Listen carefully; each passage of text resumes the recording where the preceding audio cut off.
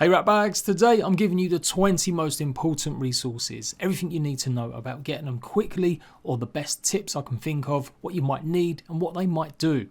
I've always felt these kinds of videos were redundant because you can get the actual ASL scanner activated by exploring the early part of the hedge, and that means every field station becomes a beacon that you can ping for anything that you want to find. But definitely there's some sort of explanation that probably needs to go with a lot of the resources, and I'm going to give you the 5 resources that you need to actually finish the game, plus a lot about the new stuff. So it's all got timestamps. Check out the stuff if you already know how to get it, skip ahead. And let's go, 20 of the biggest resources you need to know about in Grounded. Little insert here, YouTube is telling me that if I get you guys to like, that means you want to see more of my content. You'll see more guides, more news, more gameplay pop up in your feed. So do leave a like, it really helps the channel out and I would really appreciate it. Let's go. SAP is a basic, of course, but there is an importance with it. Make sure you get as much as you can as you keep playing, either through getting the clumps that you find at the oak tree or putting some of the sap collectors on larger pieces of wood. In days gone by, you used to be able to put these on some of the smaller twigs and you could get sap from it, but the devs nerfed it. So now it does have to be a larger piece of wood. Obviously sap is important, you use it for crafting so much in the early stages, but you'll use even more of it later, as when you get the recipes to craft your own upgrade materials, it's sap that is always one of the 2 ingredients. So get used to building these sap factories, collectors in a big concentrated spot and hitting them on a regular basis. If you don't want to have to go all the way over to the oak tree all the time, you can apply it to the roots that stretch out pretty far if your base is a little bit closer. And it does work on the large pieces of wood, as I said, in other parts of the yard. You may have been collecting already some of the marble or the brittle quartzite, but you need tons of that to really go ahead and upgrade your weapons and armour, and then start collecting the tier 2 and 3 versions of that rock.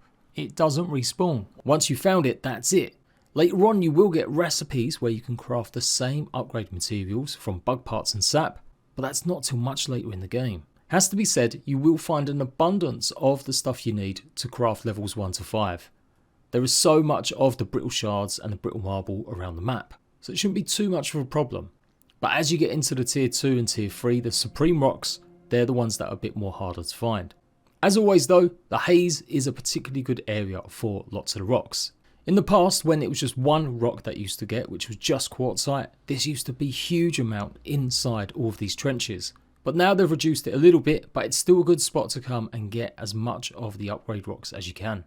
It can be tougher with that haze on, that's why I always recommend turning it off. Even if it does unleash the infection, I still think it's worth it. So as soon as you've bought the smithing bench from Burgle, go and check out some of these locations. You will need to bring a slime stalk torch or 2 with you, but otherwise that's it. You can actually swim through this underwater tunnel without any breathing gear, as long as you're quick and you pay attention. Here it is on the map. And basically just swim down through this tunnel and you'll come into a small cave. You do get a mutation and a scab in here as well, the mutation giving you critical hit chance, coup de grace. You will have to come back here if you haven't got a tier 3 hammer, as there is some of that material here as well. By far the easiest spot to go and get a huge amount of them upgrade rocks early in game is the red anthill. It's usually one of the first that you'll have to encounter as well. Here it is on the map, super close to where you first spawn in.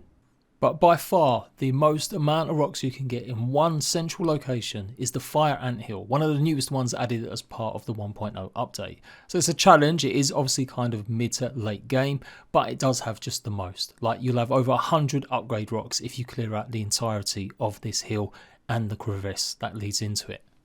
There are 3 different locations to get into the hill, so make sure you scour the map, but head towards the lawnmower really for the easiest one. Sticking with the ants, if you want to get the ant eggs so you can make bombs, yes, you do need to go and clear out the red anthill. This is where you get the most or vast majority of them. I've never seen fire ant eggs, I don't think that's a thing. There are black ant eggs, but it seems to be pretty bugged. You do require them for a meal, a tier 3 one later that gives you full damage, but they really are incredibly hard to spawn, or they just don't seem to respawn. You're meant to kill basically a ton of the ants to get the eggs to respawn. So if you come down the red anthill and find there's no eggs here, then you've got to go ahead and pretty much kill or destroy as many as you can. Also helps if you're wearing all red and armor, the ants will leave you alone as long as you don't actually pick up any of the eggs, but as soon as you do, that's it, they'll get enraged and start attacking you. You'll need these to make the bombs, as I said, and that's super important for getting through lots of shortcuts. Particularly the black ant hill, you need at least 4 of them, I do believe, or maybe even 5 to get everything inside there, as well as a whole bunch of other shortcuts around the yard. And yeah, supposedly black ant eggs do spawn in the lower depths of the black ant hill, but if not, you have to go and kill a whole bunch of black ants to hopefully see if they will. Now technically, pollen isn't that important, but it is one of the ones that gets asked a lot because previously it was pretty hard to get big amounts for. You use it as ammo in one of the turrets later and for the shinobi sneeze, which allows you to go invisible for a few seconds from creatures. You used to have to go up to some of these big flowers and hope for a bee to come along to get some from it, as sometimes it would drop. But there's no real point in doing that now, as there's a much easier way to get pollen. You can still hopefully maybe catch a few bees coming up to some of these flowers, or the ones that you can see here, the hustlers, but there's definitely a quicker way. Little FYI, this is how you can get a whole ton of petals if for some reason you wanted them. You was making maybe loads of turrets. But yep, they've made it easier now. You just got to head over to the orange dandelions and take out some of them. You can see the regular dandelions, the tufts, you've got about 40% chance of them dropping a tuft. Whereas you don't normally get any tufts when you chop the flowering ones. Instead, you'll get a whole bunch of the pollen that you're going to need, which is a great start. For the longest of time, the pollen turret just wasn't worth it because it took too long to get the pollen. But now that you can actually easily pick it up, it might not be a bad shot to help with defense, particularly for flying creatures, as pollen does a huge amount of stun on all creatures, but it gives you a chance to go in and get one if it's fallen down, especially if you play a multiplayer. Mushrooms are absolutely everywhere. It shouldn't really be a problem not being able to get hold of some. But if you're intent on making the largest buildings out of the mushroom bricks and you want to get as much as you can, then there's loads of places close to the franking line, just here at the edge of the pond. Not to mention underneath the decking, there's a ton of mushrooms here as well. And underneath the sandbox, there's often a huge clump of mushrooms here too. But really, there's so many all over the map. You probably only need to go to 1 or 2 of them locations to have more than enough for a good while. When it comes to the mushrooms, try and not bother harvesting the brown ones. The yield from these isn't as good as the toadstools. In fact, if you grow the red and white ones, the toadstools will give you more of the mushroom chunks needed to make the bricks. You will need a ton of berries if you want to craft a lot of the armors, so this is where you need to come. It's the hedge. It's pretty obvious and it's one of the oldest locations in Grounded. You don't need a tier 2 axe for these either, and you can throw a rock or a pebble up at these to knock them over or use an arrow. There's an absolute ton all over, so it really shouldn't be too hard to find. But did you know in 1.0 they added 3 more berry bushes? These are smaller, so they don't have as many spawning, but it does mean you won't have to take the far trip all the way over to the southeast part of the yard if you're making a base in the upper. As you progress, you won't need as many of the berries anyway. If you do, then you can come here instead. The brand new berry bushes are all in this section just here. Crow feathers. You can make all of this with crow feathers once you unlock all the recipes for the wizarding stuff, not to mention even more building. Now the crow itself flies around the yard, landing at different various spots. Sometimes it will land on top of these, the laser beams that will fire down into the spacer, as well as places like the bird bath. Do pay attention to where exactly it is, as often it will drop some feathers directly below once it's at a location. But hands down, some of the best spots for crow feathers are in the places like the trenches inside the haze. You may have to turn off the actual gas to obviously get through and explore properly, but there are an absolute ton, particularly in this hole right here. It's not the easiest place to get them, but certainly a big amount for sure. Just look out obviously for the exploding fungal, as you'll need a tier 2 axe to stop it from exploding once you harvest it. A safer bet is going to be the picnic table. You might have to use a bomb on the spade so you can get up here easy, but once you do, you normally find feathers all over the lower side here, not to mention on the far side here also, and quite often you'll find feathers inside the Minotaur maze or at the back near the honeypot. Crow feathers are not as in abundance as they used to be. You used to get 4 or 5 from each drop. They've nerfed it back down to maybe only 1 or 2. So do make sure you pay attention to the crow, where it's going and where it is on the map, as that's your best chance to pick up more after you've gone to the locations. Also note you do get crow feathers sometimes in some of the boxes that you can dig up, especially places like the trench where you can get a whole host of loot look for the glowing twinkle, and hopefully it'll be a chest that'll have a bunch of stuff in it, not just crow feathers. So here's the location of that hole for the crow feathers, just by the rock rake. I shouldn't really have to point out where the picnic table is on the map, as you can see it from absolutely miles away. But the far side of where you get some of that stuff in the chest is inside the trenches in the upper yard. You can see the crow on the pagoda here as well. Chances are he probably will drop some feathers. The pagoda is also not a bad spot on the lily pads just behind the crow. Elemental foods are super important. That's how you imbue your weapons with special powers. So where do you get the most of them? How can you get the most amount of salt, the mints, the sours, as well as the spicy cha-chas? The sandbox is going to be one of the best places. Certainly for salt at least anyway. You'll find absolute tons of it inside these. You do have to kill the ant lions that sit in the burrows, and once you've looted the body it should reveal the weight inside, but this is where you get enough salt to do whatever you want with. It does respawn as well, so you're going to have to come back here a few times to get the maximum amount of salt. It is also a really good location for the tier 3 rocks too. There's a whole bunch of the supreme rocks in here. So look for these burrows and there should be an antlion protecting it. There's around 4 of them inside, and once you've actually started clearing them all out, some of them open up corridors into the other. The sandbox is also a good location for the rest of the foods. You'll see them either on top of the sands or you've got to dig them up with a tier 2 shovel or inside bucket. They appear in the small little chests as well that you can find all around the yard, but there's a lot in here. And also pay attention to the spicy cha-cha boxes. If you see them, likelihood is there's some of them around the area. This cheat I'm using to speed around the map doesn't actually show some of them resources as they're not fixed. And that's something else you might not have realised about the food. It's got a random chance of spawning at different locations, but usually them locations are set. So if you see a apple core or a hot dog, the chances are that will always be a place one of them foods may spawn there. The only thing that doesn't respawn is mints inside some of the containers. Another good place for the elemental foods is inside the rubbish tip. It's also a good place to go ahead and get a lot of rotten food to help grow some of your crops quicker or better. So scour deep and look far inside the rubbish tip. You'll more than likely have come across the mint box within the first day or so of playing the game and wondering how exactly you get inside. You need a tier 2 hammer to bust open the actual opening here, and then you'll be able to crawl inside and get all the mints. These are the only ones that don't generally respawn. Ants will often take food pieces back to their hill. That's also one of the best places to go and check for mints after you've gone and harvested a whole bunch around the rest of the yard. With the elemental foods being so important to give your weapons an elemental edge, never pass up the opportunity to gather some. They really are important and never eat them. Well, that is, make sure after you've eaten 10 mints and 10 spicy cha-chas, you don't waste any more on food. That's because once you've eaten 10 of them, it'll give you up to level 3 mutation, giving you extra defense and bonus with spicy or the mint flavour. So there you go, head over to the sandbox and the rubbish tip to the southwest of the map.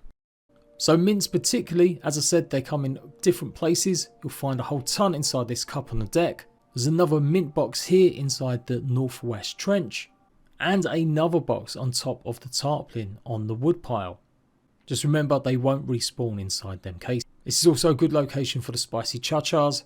Inside the woodpile you'll find maybe 1 or 2, and then also in the trenches. Obviously fungal growth exists in huge amounts in the haze, and once you unleash the haze and the infection, you'll be able to find it in clumps all over the yard. But you might want to think about trying to get some a little bit earlier. That's because they're useful for making bombs. You need the bomb to make the shovel so you can get up onto the top picnic table, and a lot of the caves, particularly the Black Anthill, will need around 4 or 5 bombs to get through. So you can use a mask and go ahead and start gathering some of the clumps that you find using that tier 2 axe. Or actually, if you hang around the edges of the map, if you're not too confident of going into the haze, try and lure out as many of the infected mites. These have got a pretty good aggro range, just like mites normally do, and so they'll generally follow you.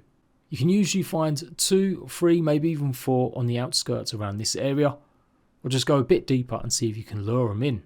Or the big rake rock, you'll find infected creatures too. Likewise, you'll find infected larvae running through these little cracks here, and again, it shouldn't be too hard to go and aggro some of them and try and lure them out a little bit if you don't want to spend time in the haze. When it comes to the new elemental food they've added, the sour wormholes, Well, again, they'll find plenty of them in certain locations. You'll find them in some of the caves that you're going to explore in the upper yard. The main obvious ones are these purple containers. This is where you're going to find the majority of them. Normally get 4 or 5 inside. There's one here by the big massive box. You'll find another one pretty close to the entrance to the fire ant hill. Not too far away from the wooden posts and the berry bushes. And then you find a few odd ones scattered in and around all the new areas like Moldot Castle, as well as some of the other upper yard caves. And you normally find one in the pink toy car here as well, just on the edge of the flower bed near the poncho.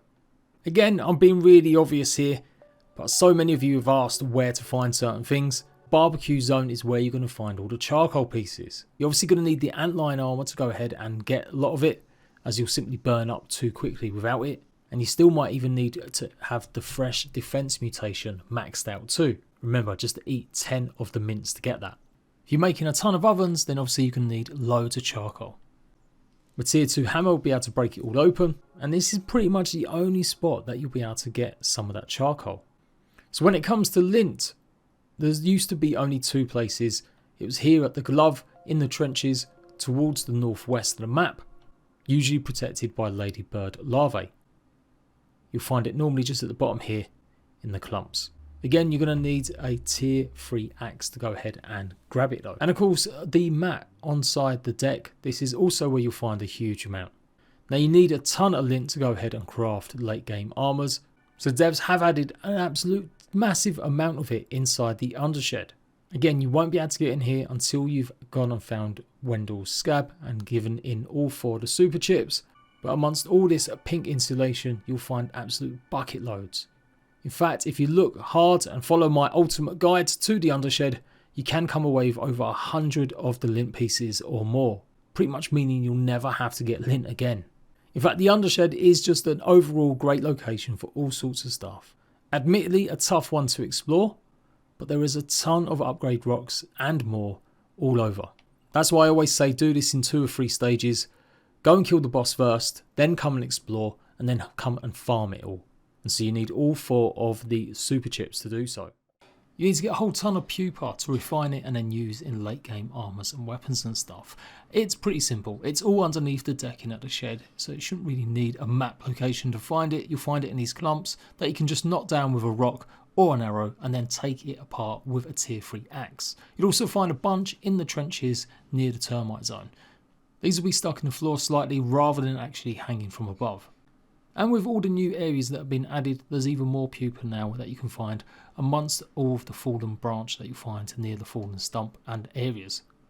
You need a black ant shovel to get gum. Now there's an absolute load of it on side the picnic table, but a lot of it you do have to build up to get, or risk losing your shovel by throwing it, which can also work, I do believe. Now you won't need too much gum in the early stages if you're just trying to turn off the haze. So the best place to come and get some is actually under this deck right here, and you normally find one right on the ceiling. Once that's done, you'll get a ton of gum just by exploring the rest of the yard. You'll find it in chests as well as the black ant hill a lot. Likewise, inside the chests, again inside the trench over here, you've got a good chance of finding a ton of gum too. Otherwise, there's plenty of gum also on the deck area. You'll find some on the bike, and as you explore further in the yards, you'll come across plenty of it as well.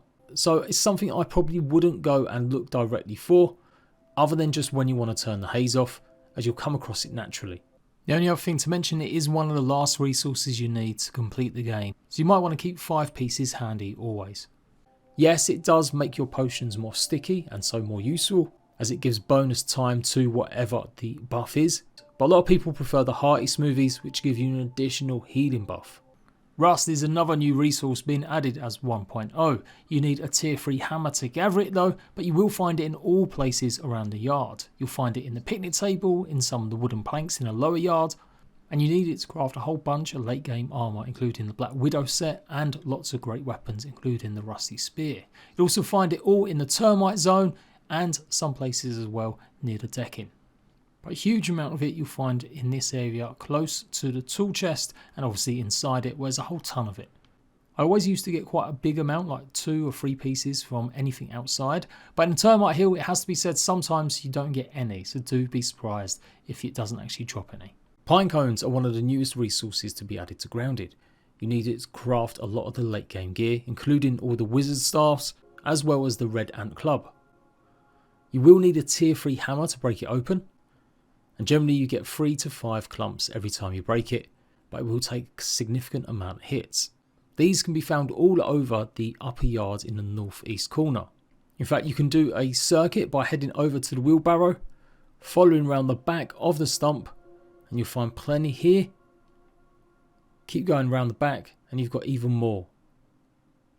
And if you do that full circle, you should come away with at least 20 to 25 of the pine cones, particularly near the ladder as well.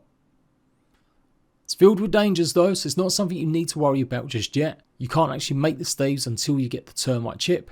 But yeah, once you've done one run of these, you really won't need to go and get too much more unless they add some more building materials that require it. And as I said, the pine cones are all around this area as well as that moss. Another new resource that you'll definitely need for endgame gear is pond moss. Now you can't actually harvest it unless you've got a Black Widow dagger, which is tier 3, and you have to kill a huge amount of Black Widows to get the necessary resources to craft it. Now you can only find it in the upper yard pond and some places near the stump. You will have to deal with the level 2 water fleas. They're no joke and they can cause a considerable amount of damage. But if you do actually kill them, they've got a small chance to drop some as well. It's a really small chance. I wouldn't spend or waste too much time trying to kill maybe 50 or 60 of the spiny water fleas just to get some pond moss. You're better off cheesing or learning how to fight a Black Widow in its Black Widow lair. And there's 4 of these spots all around the map. Go and check out the short that I did if you want to know exactly where all 4 locations are. If you want a bit more safety in the water, then you might want to come over to the stump. Of course, you'll have to deal with the tier 2 mosquitoes and more, but you will actually find clumps of the moss inside. Now you don't need too much moss. Normally some of the late game armors only require 1 piece of the armor to have some of the moss to craft it, but you will find clumps of it here, and usually without any of the tier 2 water fleas, although there is still a chance that some may spawn in certain places. Nails are another resource that might be a bit hard to find, and I'm not talking about the metal ones. If you come up to the table as part of the story in the mission, you'll notice there's at least 4 of the toenails inside this ashtray. You need this to craft the brand new sword, as well as use it as some of the ingredients to complete the game. But it only spawns in specific points and not that often. So this is the first biggest point that you'll find loads of it. Directly south of the tire you'll also find an exposed pipe. Inside here you normally find 1 piece. You'll find some again in the Black Widow lair just here at the east side of the map. And you'll even find some at the top of the stump. Normally just about here. So it's going to involve quite a bit of parkour to get up here. That's another location where it spawns. There are a few other spots as well. You might encounter maybe one of them inside the undershed area. And possibly one even in the termite den. So obviously the nails are on the table here. There's nothing too special you need to get up here, as long as you don't mind walking all the way around the back or climbing up the bike. Just make sure you bring a tuft with you and a tier 3 hammer. Just here is where the widow layer is, just to show you a couple more of them points. So around here, that's where you find the exposed pipe. Just remember to keep 5 of them for the end game. Combining number 18 and 19 are the most important or sought after resources. It is of course koi scales and bones, because you get them both in exactly the same location. You need to head to the pond and go and find this hole where the T-Rex is. There is another entrance nearer the Franken line, but it's a bit harder to come down this way. This is the way you're meant to go and complete the underwater laboratories.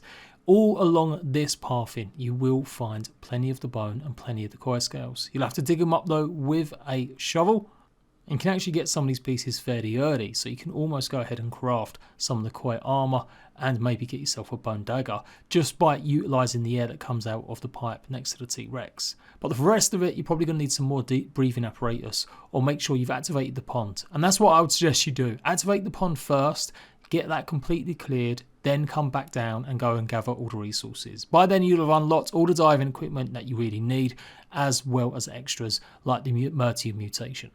You can get some bones from other places too, particularly inside some of the chests later on, but yeah, that's the biggest amount that you'll get, all of the koi scales and the bones. And of course you need the koi scales again to complete the game, 5 of them. If you've managed to find some of the burr in the flower pot next to the mantis arena, you wondered how you can get more, as it doesn't seem to respawn. Well, you got to turn off the haze and then the bushes or the plants will spout everywhere. But at the moment, with the 8 or 10 pieces you get in here, you can't really do much. You need the burr to make some of the strongest ceilings, as well as a few other items like the burr bombs. It's not the most important, but it's really hard to know how to get it if you haven't realised you've got to turn off the haze. The last thing I'll say is there's a secret ingredient that you get once you've completed the Undershed laboratory, and I won't say much more than that. But I've covered every ingredient you need to complete the game, as well as all the rest of the most important ones. Look out for another video where I give you some more tips about best places for certain resources, especially bug parts. That will be the main focus of a guide incoming soon. So if you found this useful, if you have, do leave a like. It tells YouTube you want to see more. I'll see you ratbags for more guides, gameplay news very soon.